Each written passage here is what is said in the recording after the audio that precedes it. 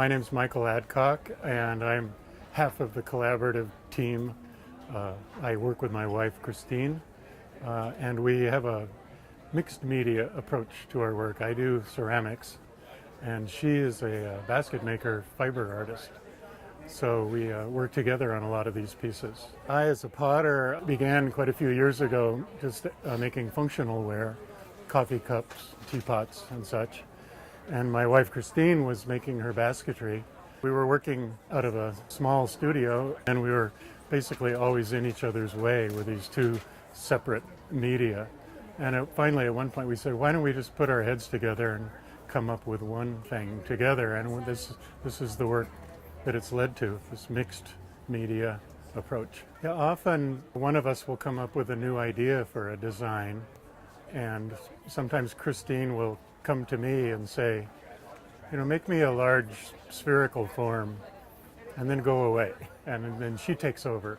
Sometimes I'll have an idea for a design and I'll present her with a finished piece, and she'll take over with the decorative elements.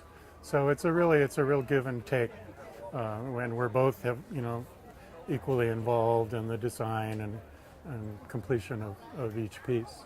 As far as our inspiration for these designs, it's a mixture of various cultural influences, I guess you would say. Christine's work as a basket maker is very inspired by the Native American and African traditions of basketry.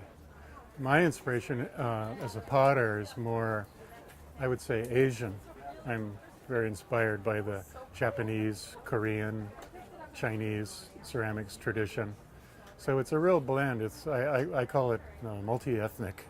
A lot of the work involves the use of different natural plant fibers that we gather in the Santa Barbara area. Most of them are native. And I'm actually the hunter-gatherer of our team. I go out and I hand gather a lot of these natural plant materials in the Santa Barbara area, and learning how to use them, how to incorporate them into the pieces is often a trial and error process, because we'll so often find fascinating, beautiful materials but not exactly know how to employ them. And often they'll sit around the studio for months at a time before a light will go off and we'll realize, oh, what if we tried this with this material?